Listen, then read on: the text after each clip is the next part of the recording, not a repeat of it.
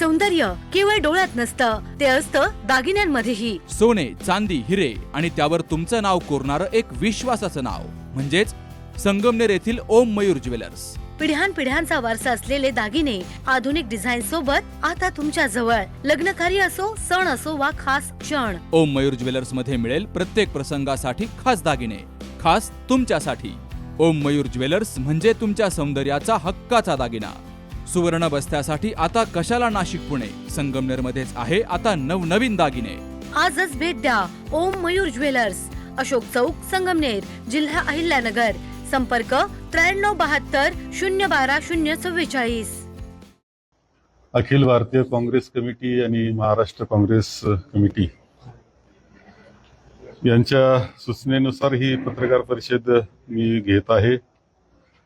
उपस्थित असलेल्या खासदार शोभाताई बच्छाव, उपाध्यक्ष प्रदेश काँग्रेसचे माननीय राजारामजी पानगावाने, माननीय शरदजी आहेर, जिल्हा काँग्रेसचे उत्तरचे अध्यक्ष रमेश कहांडोळे, दक्षिणचे अध्यक्ष भारत टाकेकर, आकाश छाजेड, ज्ञानेश्वरराव गायकवाड आणि उपस्थित कार्यकर्ते आणि सर्व पत्रकार बंधूंनो, आज अखिल भारतीय काँग्रेस कमिटी आणि प्रदेश काँग्रेसच्या माध्यमातून मला इथे पत्रकार परिषद घेण्याचं सांगण्यात आलेलं आहे. त्या पद्धतीने मी पत्रकार परिषद घेत आहे.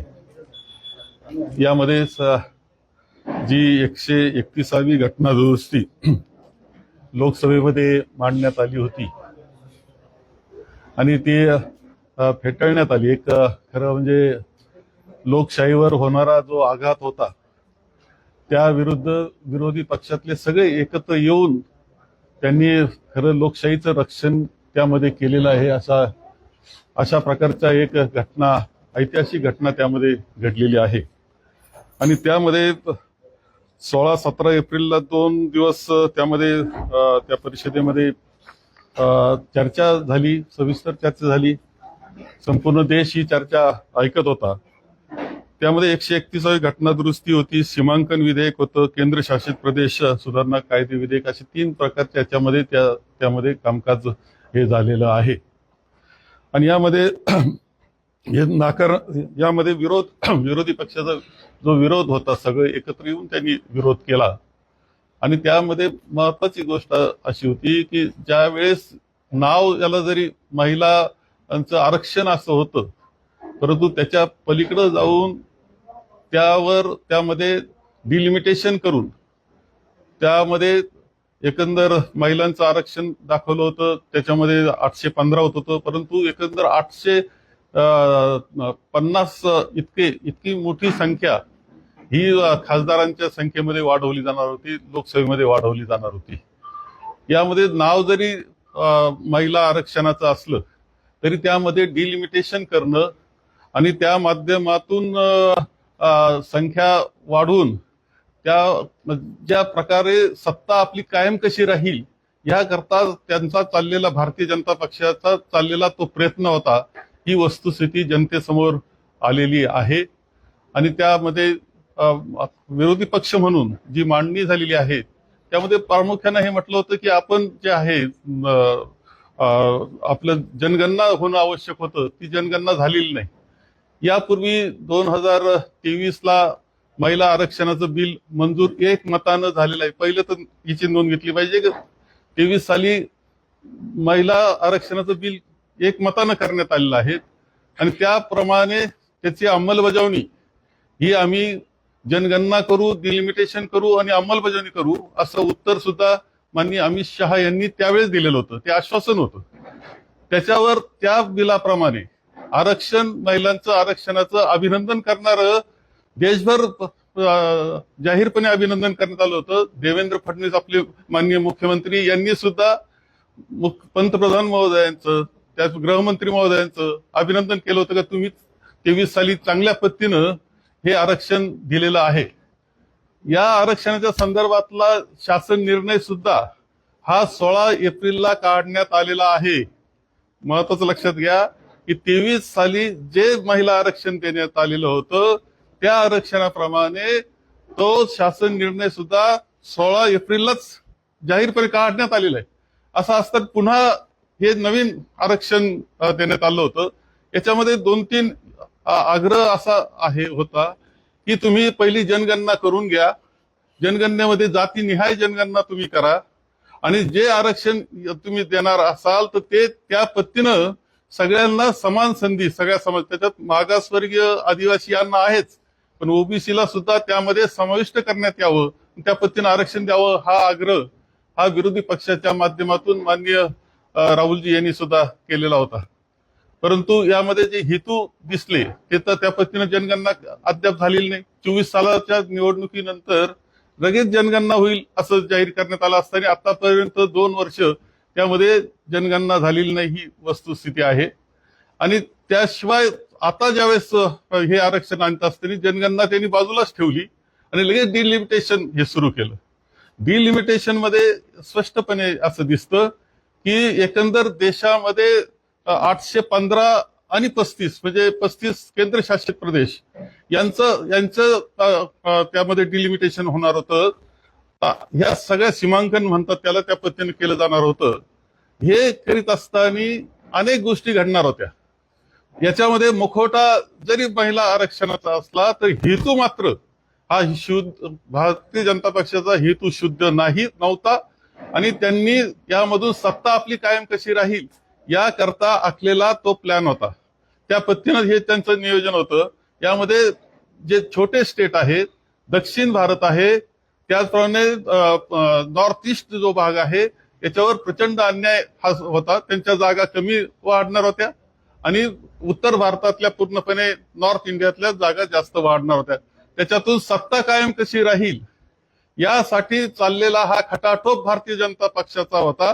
त्यांचा हेतू शुद्ध नव्हता आणि त्यामध्ये उद्देश डबल होते की जिंकलो आपण तर आपल्या पाहिजे तशी सत्ता मिळवता येईल, नाही जिंकलो तर महिलांवर अन्याय असं म्हणता येईल. त्या पद्धतीनं आता त्यांचा जे काही आंदोलन ते करतायत, परंतु जनतेला आणि महिलांना सगळ्यांना कळतं आहे की महिला आरक्षणाला कधीही काँग्रेस पक्षाने किंवा विरोधी पक्षांनी विरोध केलेला नाही. त्यांचा विरोध आहे हे सीमांकन जे आहे, जे डिलिमिटेशन आहे, याला हे ज्या चुकीच्या पद्धतीनं चाललेलं आहे की संख्या वाढ कशाच्या आधारावर केली याचा मिळतेच उत्तर द्यायला तयार नाही. याला विरोध ह्या सर्वांचा होता. आणि आता सुद्धा आग्रह आमचा आहे की जे काही 2023ला तुम्ही महिला आरक्षण दिलं त्या पद्धतीनं महिला आरक्षण करण्यात यावं. त्यामुळं त्या आग्रहाकरता आम्ही जनतेकडे जातोय. जनतेला वस्तुस्थिती समजून सांगतात, ते गैरसमज पसरवण्याचा प्रयत्न करतायत. परंतु महिलांच्या बाबतीत पहिलं तर महिलांचं आरक्षण त्यावेळेस राजीव गांधी यांनी पंतप्रधान असताना ती मांडणी केली होती. त्यावेळेस नरसिंहरावांच्या काळात आपण 33% दिलं स्थानिक स्वराज्य संस्थांना. महाराष्ट्रामध्ये तर 50% आपण काँग्रेसनं कालखंडामध्ये दिलेलं आहे. हे सगळं केलंय महिलांना कायम चांगली सबलीकरण व्हावं याकरता काँग्रेसनं आणि विरोधी पक्षाने आम्ही प्रयत्न केलेले आहेत. भारतीय जनता पक्ष स्थिती आहे ती वस्तुस्थिती आपल्या निदर्शनाला आणण्याकरता, जनतेच्या निदर्शनाला आणण्याकरता आपली मदत आम्ही घेतो आहोत. आपण जे म्हणताय वारंवार की भाजपला त्याची सत्ता कायम ठेवायची, त्यासाठी डिलिमिटेशन काय कुठल्या बेसवर आपण सांगते. आता दक्षिणेकडचे राज्य छोटे आहेत, तिथे आताही लोकसभेच्या जागा या छोट्या आहेत, तुलनेने उत्तर प्रदेश सारखे जे राज्य आहेत ते मोठे आहेत, तिथे जास्त जागा आहेत, तिथल्या जागा वाढणार इतक्या जास्त वाढणार आहेत की त्याच्यावरून दक्षिण भारतावर अन्याय होणार आहे. दक्षिण भारताचा वाटा 24%हून 21% खाली जाणार आहे. तर जागा सुद्धा कमी होत असताना दक्षिण भारतात एकत्रित विचार करता 44 जागांची वाढ दिसते. तर हिंदी पट्ट्यामध्ये ती 133 जागांची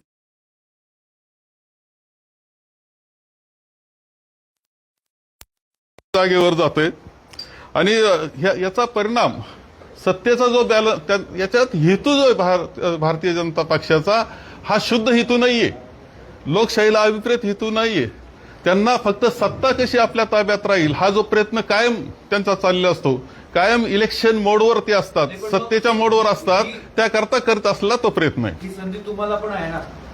जसं भाजपला संधी आहे तसं तुम्हाला तुमचे उमेदवार निवडून आणायची तुम्हालाही संधी, तुम्ही असं म्हणजे एकदम शस्त्र गाळल्यासारखंच का बोलताय? नाही, शस्त्र गाळल्यासारखं बिलकुल नाही, पण दक्षिण भारतावर अन्याय होणार ही तर वस्तुस्थिती मान्य करावं लागेल तुम्हाला. असं कसं हे करता येईल? छोट्या राज्यांवर अन्याय होणार आहे याच्यामध्ये. फडणवीसांनी असं म्हटलंय की 2/3 बहुमत नसल्याचं लक्षात आल्यानंतर विरोधकांचा खरा चेहरा समोर आलाय. नाही, याच्यात खरा चेहऱ्याचं असं कारण नाहीये. आमचे हेतू पूर्णपणे शुद्ध आहेत. आम्ही तर महिला आरक्षणाला कायम पाठिंबा दिलेला आहे. 33% जे आरक्षण आपण 2023 साली मंजूर केलं त्याच्यामध्ये एक मतानं आपण तसं पाठिंबा त्यावेळेस दिलेला आपल्याला दिसतो आहे. ते लागू व्हावं म्हणून सुद्धा आम्ही आग्रह राहिलो. आग्रहामध्ये त्यांनी सांगितलं होतं की आम्ही जनगणना करू लगेच 24 सालानंतर, ज्यावेळेस इलेक्शन झाल्यानंतर, आणि मग सीमांकन म्हणजे डिलिमिटेशन करू. आता ते सगळे त्यांचे आश्वासनं आता कुठंतरी दूर गेलेले, आश्वासनापासून दूर गेलेले आम्हाला दिसत आहेत. त्यांचा हेतू या डिलिमिटेशन मधून काहींवर अन्याय करण्याचा आणि सत्ता आपली कायम कशी राहील याच्याकरता प्रयत्न करण्याचा स्पष्टपणे दिसतो आहे. फडणवीस मंडळावर भाजपकडनं अशा स्वरूपाचं एक सांगण्यात आलं की तोडीसतोड असलेल्या व्यक्तींसोबत आम्ही चर्चा करू, आणि त्यावेळेला शरद पवारांचं नाव घेण्यात आलं. या सगळ्या याच्यामध्ये काँग्रेसचं कोणी तोडीस ते मानत नाही, तोडीसतोड आणि दुसरा मुद्दा असा की ज्या पद्धतीने ते सांगताय शरद पवार हे चाणक्य म्हणून महाराष्ट्राला परिचित झाले, आता हे नवे चाणक्य देवेंद्र फडणवीस म्हणून बघायचे का? इतरांना त्यामध्ये का धरत नाही? तेव्हा ते तुम्ही लोकसभेमधले पंतप्रधानांचं भाषण ऐका, माननीय गृहमंत्री महोदयांचं भाषण ऐका. ते खोटा आत्मविश्वास दाखवण्याचा प्रयत्न करतायत. तसाच आमचे मुख्यमंत्री महोदय सुद्धा खोटा आत्मविश्वास दाखवण्याचा प्रयत्न करतायत. त्यांचं मॅलिफाईड इंटेन्शन जे आहे, त्यांचा हेतू जो शुद्ध नाही हे स्पष्टपणे सगळ्या जनतेला कळतं आहे. जनता दूध खुळी नाही, आणि त्यांच्याशी वादविवाद करायला तर कोण कशाला तोडीसतोड पाहिजे. कोणताही सामान्य महिला आमची उभी राहील तरी ती खरं बोलवलं की तुम्ही फसवताय सर्वांना. राज्यसभेमध्ये ते होत आहे ते लोकसंख्येच्या आधारावर हे सगळे डिलिमिटेशन जे ते होणार आहे. साहजिक जर दक्षिण भारतातली लोकसंख्या कमी असली कमी, तेव्हा त्यांनी कमी ठेवली, त्यांचं नियोजन त्यांचं चांगलं झालं, ते केलं, याचा दोष त्यांना देण्यामध्ये काही अर्थ नाही. त्यांना तोटा त्याचा देण्यात अर्थ नाहीये. त्यांचा सुद्धा हक्क जपला गेला. छोटे स्टेट मी म्हणतो गोवा आहे, त्याच्यामध्ये महाराष्ट्र आहे सुद्धा. महाराष्ट्र सुद्धा वेगळा नाहीये. महाराष्ट्राला सुद्धा नुकसान त्याच्यामध्ये होणार आहे, आणि त्याच्यामधून देशामध्ये असंतोषाचं वातावरण आजच नाही.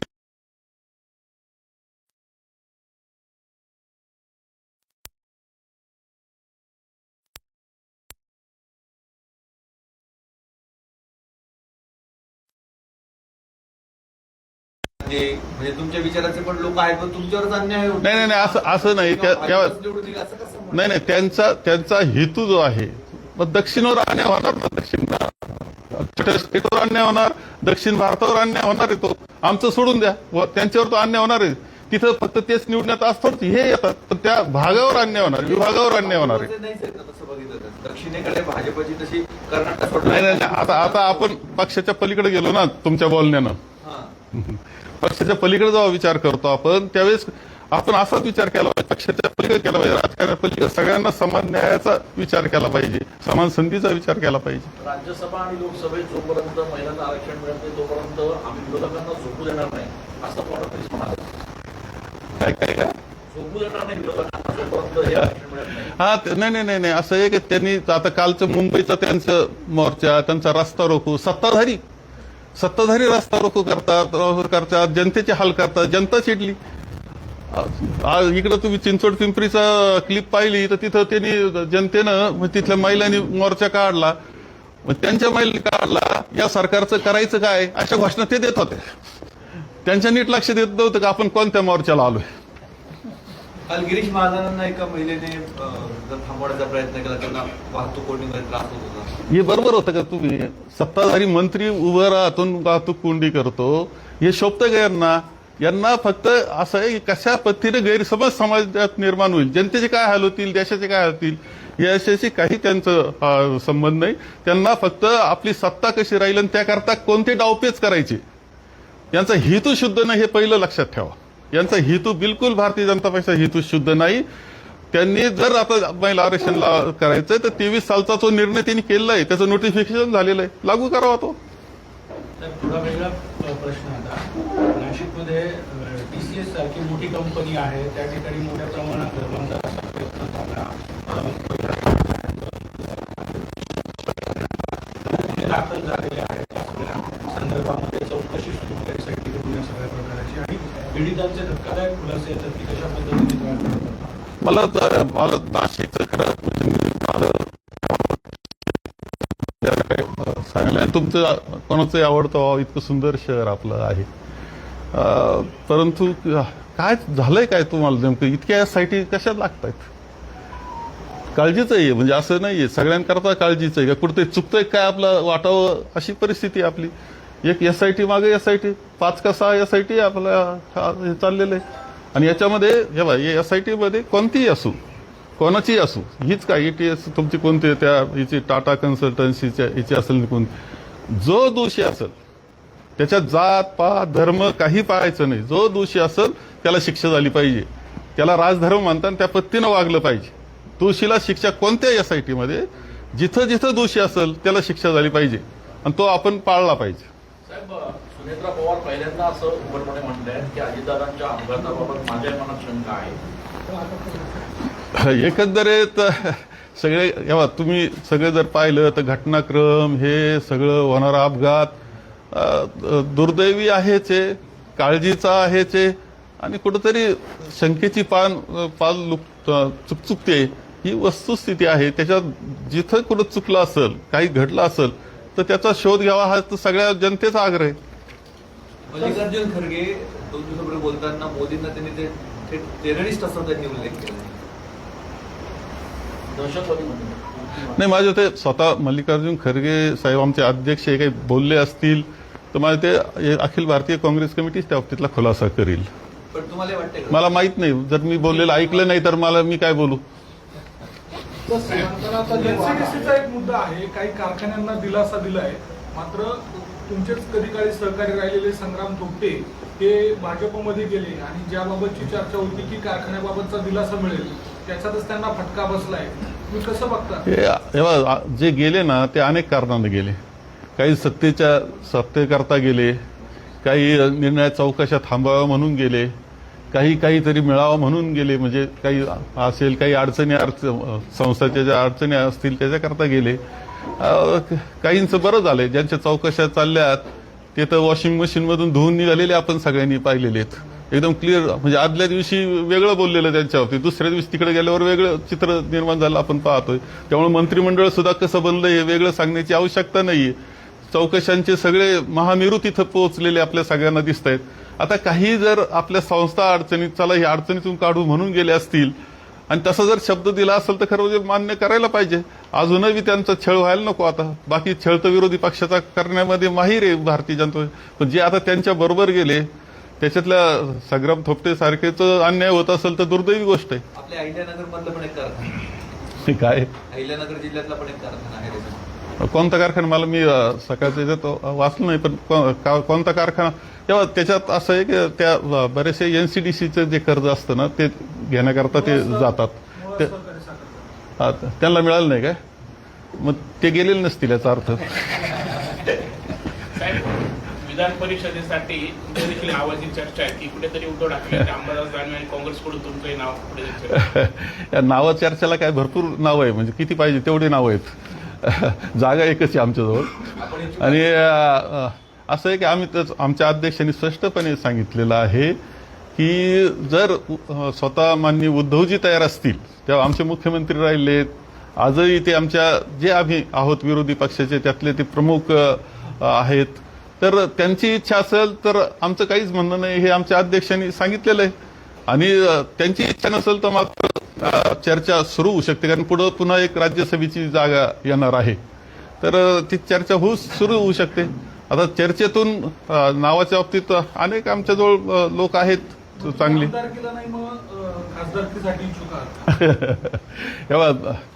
राजकारणी मी शेवटी राजकारणामध्ये महत्वाकांक्षा असावीच लागते त्याबद्दल शंका नाहीये. परंतु मी तरी असं मानतो की आमच्याजवळ अनेक तरुण आहेत की जे विधान परिषदेसाठी याच्यासाठी चांगलं काम करू शकतील जरूर संधी त्यांना द्यावी. नाही, पण कुठेतरी विधान परिषदेसाठी अंबादास दानवेंचं नाव पुढे केलं जातंय, त्यामुळे नाही आम्ही असं अजून ती चर्चा एकत्र पद्धतीनं व्हायची आहे.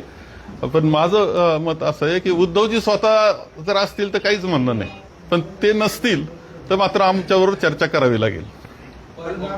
ममता बॅनर्जी वाघासारखे लढतात आणि त्याच्यामुळे त्या बंगालमध्ये निवडून आल्या पाहिजे असं उद्धव ठाकरे म्हणतात. तुम्ही त्यांच्या मताशी सहमत आहात? त्या लढतात हे तर मान्य करावे लागेल, प्रश्नच नाही. भारतीय जनता पक्षाचा पराभव झाला पाहिजे एवढंच मला माहिती आहे. पहलगामच्या दहशतवादी हल्ल्याला एक कारण होत आहे. पर्यटकांना तिथे जात जरी असले तरी भीतीचं वातावरण आहे. पर्यटक जात आहेत हे सगळे खरं म्हणजे त्यावेळेच्या एका प्रश्नाचं उत्तर अद्याप मिळालं नाही आणि पर्यटक त्यामुळेच जाण्यात थोडीशी जी काळजी वाटते त्यांना, तर आपल्याकडे असं आहे की एखादी यात्रा जत्रा आहे छोटीशी तरी 4 पोलीस उभे राहतात तिथं जाऊन. इथं एवढ्या हजारानं जर त्या पहलगामला लोक जात असताना एकच सिक्युरिटी का नव्हती या प्रश्नाचं उत्तर अद्याप मिळत नाही. आणि म्हणून थोडी काळजी वाटते का तिथं जाऊ आपण, संरक्षण आहे का नाही, नेमकं केंद्र सरकारचा काय हेतू आहे तिथं माहित नाही ना बाबा, संरक्षण ठेवत नाही ते काय कारण आहे त्याचं. साहेब, नाशिकमध्ये एवढ्या 4 घटना घडत आहेत, SIT स्थापन झाली आहे, वेगवेगळ्या प्रतिक्रिया येत आहेत. काँग्रेस म्हणून रस्त्यावर कुठेच दिसत नाही, ना आंदोलनं होत आहेत, ना कुणा निवेदन दिले जात आहेत. काँग्रेस पक्षाचं अस्तित्व का दिसत नाही शहरात? नाही एक तर लक्षात घेतलं पाहिजे का काँग्रेसच्या पक्षाच्या काळामध्ये ताई स्वतः मंत्री राहिल्या, ताई महापौर राहिलेल्या आहेत, आमदार राहिले. काँग्रेस पक्षाच्या काळात असे SIT असा गोंधळ कधीच नव्हता. शेवटी काँग्रेस असं म्हणतंय की आता आम्ही आमचा कालखंड कसा चांगला होता ते दाखवलंय, आता यांचा पाहून घ्या. पण काय एसआयटीवर संशय आहे तपासावरती? हा? एसआयटीच्या तपासावरच तुमचा संशय आहे? नाही बिलकुल संशय असायचं कारण नाही. तिने निपक्षपातीपणे करावं एवढंच माझं म्हणणं आहे. निपक्षपाती आणि जोच गुन्हेगार असेल, जो चुकला असेल त्याला शिक्षा झाली पाहिजे हे स्पष्टपणे बोललो मी. माझे काय कारण नाही संशय. एका मोठ्या नेत्याची काल चौकशी झाली आहे SIT कडून, याच्यामध्ये काँग्रेसच्या पण लोकांची नावं समोर येत आहेत काही ठिकाणी. कोण काय मी कुठं बोललो, मी काय म्हटलंय, मी कोणता पक्ष काही नाही. मी तर म्हणलं त्याच्यामध्ये कोण चुकला असेल त्याला शिक्षा व्हावी, याच्यापेक्षा काय पाहिजे. याच्या सगळं दूर ठेवलं मी, कोणताच फरक ठेवला नाही. साहेब, मालेगाव बॉम्बस्फोटातील 6 आरोपींची आता निर्दोष सुटका झालेली आहेत. यामध्ये 2007चा जो बॉम्बस्फोट होता त्यामध्ये सर्व 6 जण आहेत. हायकोर्टाने आता नाही आता काय या बाबतीत मी समजून घ्यावं लागेल मला का कोणत्या परिस्थितीत सुटका त्यांची झाली, काय कारण आहे, त्याशिवाय बोलणं बरोबर होणार नाही. ते कुठे हॉस्पिटल आणि लेप्रोस्कोपी सेंटर, हाडांच्या फ्रॅक्चरच्या सर्व प्रकारच्या शस्त्रक्रिया, दुर्बिणीद्वारे सांध्याच्या शस्त्रक्रिया, दुर्बिणीद्वारे गुडघ्याच्या दोरीच्या शस्त्रक्रिया, modular operation theatre, ICU, ventilator, pathology lab, x ray, 24 तास औषधालय, generator backup, deluxe, semi deluxe, special, semi special rooms, cashless mediclaim, सर्व प्रकारच्या शासकीय विमा योजना, रुग्णांची आपुलकीने काळजी घेणारं सुसज्ज, स्वच्छ, प्रसन्न रुग्णालय, Kute hospital and laparoscopy centre, Tajne Mala, Navin Nagar road, Sangamner, जिल्हा अहमदनगर.